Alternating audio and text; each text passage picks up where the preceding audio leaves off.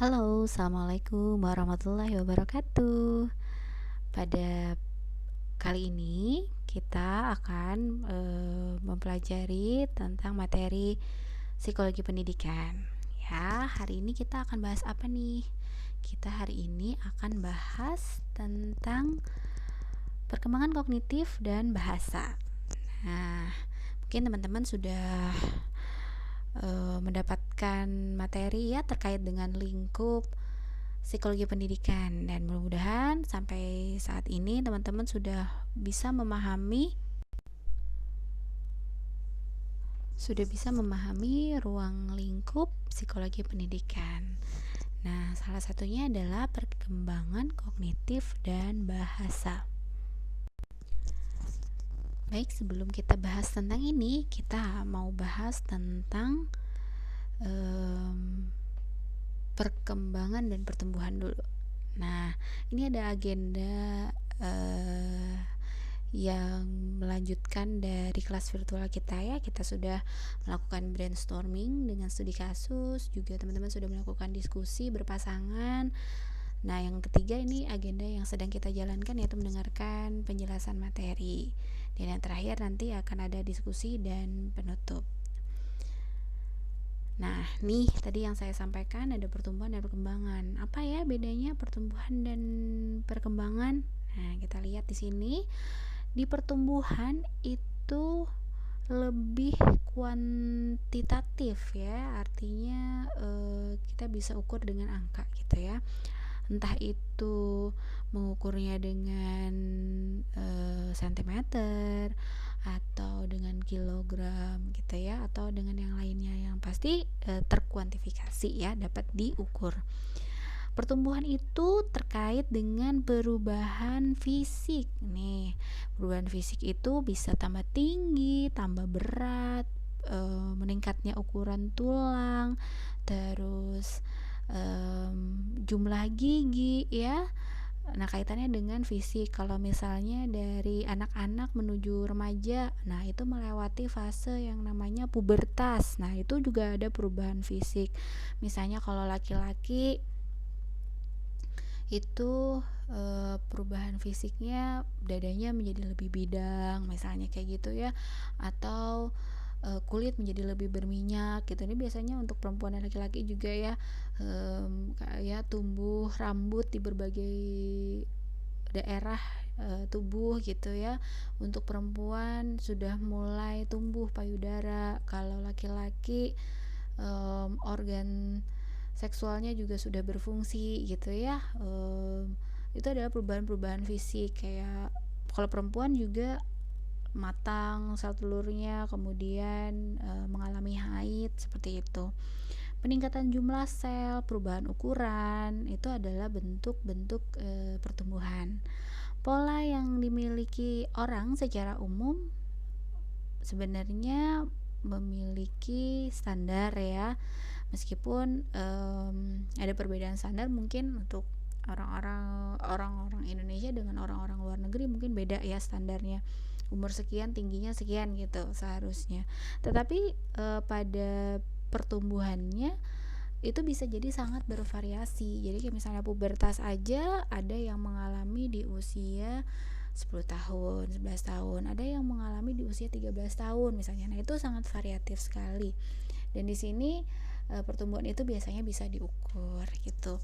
Nah, untuk perkembangan itu sifatnya lebih kualitatif. Misalnya kita lihat perkembangan bahasa anak misalnya ya, dari yang sebelumnya nggak bisa ngomong nih, atau ngomongnya baba mama, sekarang usia 1,5-2 tahun itu udah mulai jelas gitu kata-katanya, kayak misalnya mama, baba, papa gitu ya. Nah, itu adalah perkembangan. Artinya kita bisa merasakan perubahan-perubahan yang terjadi pada seseorang gitu ya, dari yang sebelumnya begini menjadi seperti ini. Nah, begitu juga dengan kematangan berpikir misalnya. Itu adalah bentuk perkembangan ya. Sebelumnya anak-anak belum bisa memikirkan di mana datangnya hujan misalnya. Nah, semakin anak besar itu semakin tahu, semakin logis gitu ya untuk menjelaskan atau untuk mengetahui lebih lanjut gimana sih caranya turun hujan itu, apa sih yang terjadi ketika hujan turun gitu. Nah, itu adalah perkembangan, terkait dengan perkembangan berpikir.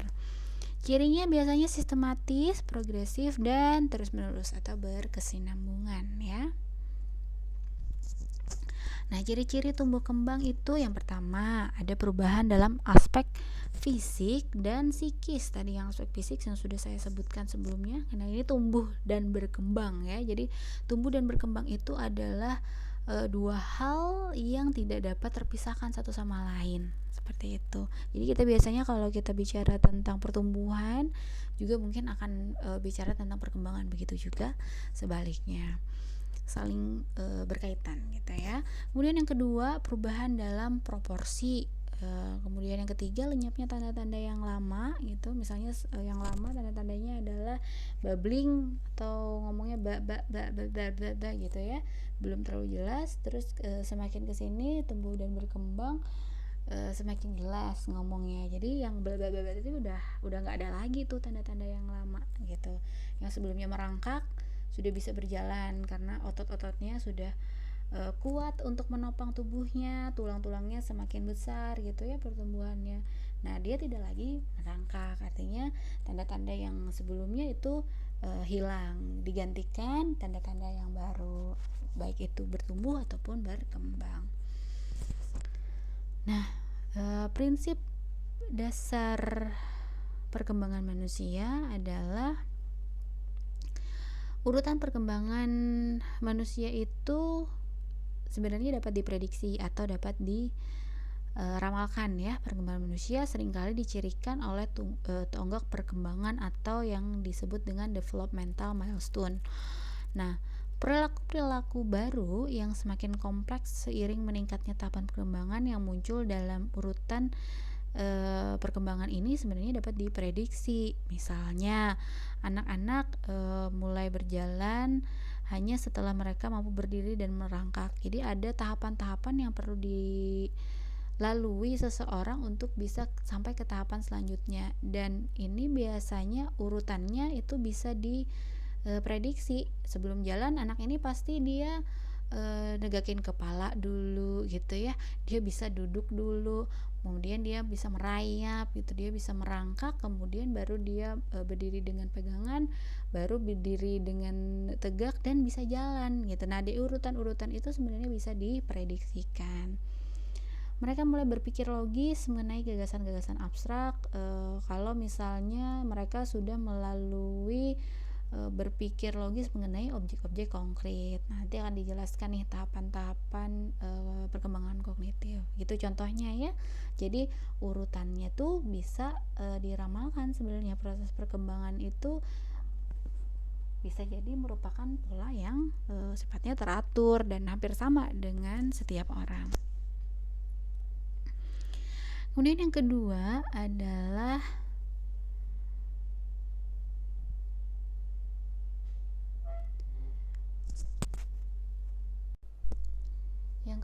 perkembangan itu terkadang terjadi dengan cepat, terkadang juga terjadi dengan lambat. Jadi proses perkembangan tidak menetap. Misalnya kayak pertumbuhan rata-rata tinggi anak pada awal SD itu bertambahnya 2-3 inci aja per tahun. Nah, ketika dia sudah menginjak remaja, pertumbuhannya semakin cepat, bisa sampai 5 inci atau untuk anak usia 2 tahun ada yang namanya ledakan bahasa. Jadi yang sebelumnya dia nggak bisa ngomong sama sekali gitu ya, bisa jadi di usia 2 tahun ini sudah mulai banyak kosakata yang dia kuasai. Perkembangan itu berarti tidak terjadi dengan kecepatan yang konstan atau tetap tadi. Nah, yang ketiga itu adalah anak-anak berkembang dalam kecepatan yang berbeda. Banyak penelitian deskriptif memberikan informasi mengenai usia rata-rata saat anak mencapai berbagai tonggak perkembangan. Contohnya, Pada umumnya anak-anak itu dapat menggambar persegi atau bentuk-bentuk kayak segitiga itu di usia 3 tahun. Nah, eh, pada masa ini anak-anak bisa jadi beda-beda gitu ya. Ada yang memang usia 3 tahun sudah mulai mengenal bentuk-bentuk segitiga, bujur sangkar gitu. Namun di dalam kita melihat perkembangan dan pertumbuhan ini, kita tidak bisa menyamaratakan ya. Artinya setiap anak itu dia akan mencapai milestone-nya atau tonggak perkembangannya pada usia yang bisa jadi berbeda gitu ya, tapi masih dalam rentang tertentu itu. Kecuali untuk kasus-kasus khusus, misalnya kasus-kasus klinis yang memang dia berbeda tumbuh dan kembangnya. Seperti itu kayak misalnya pubertas. Pubertas itu kan terjadi mungkin untuk anak perempuan itu 10 tahun, kalau untuk laki-laki bisa 11 tahun, 12 tahun gitu ya. Tapi ada juga perempuan yang baru haid itu usia 12 tahun gitu. Nah, itu bisa jadi anak berbeda. Jadi pertumbuhan dan perkembangan bisa mungkin memiliki sifat yang personal dan subjektif. Jadi masing-masing beda anak itu beda rates-nya. Jadi beda merentangnya gitu ya. Kemudian yang keempat adanya faktor nature dan nurture. Nah, jadi faktor-faktor yang berpengaruh pada pertumbuhan dan perkembangan secara berkelanjutan. Jadi ada interaksi antara faktor bawaan atau hereditas dan juga faktor dari lingkungan yang kemudian berpengaruh pada tumbuh kembang anak. Misalnya apa? Misalnya kalau faktor keturunan tuh ada hereditas gen, misalnya rambut keriting misalnya ya, atau gen yang cenderung tinggi gitu ya, bapak ibunya tinggi gitu. Nah, bisa jadi kemungkinan pengaruh dari faktor bawaan itu yang kemudian anak-anak juga mempunyai kemungkinan untuk memiliki badan yang tinggi seperti orang tuanya gitu ya. Begitu juga sebaliknya. Hampir semua aspek perkembangan anak itu dipengaruhi secara langsung maupun tidak langsung oleh susunan genetis anak yang bersangkutan.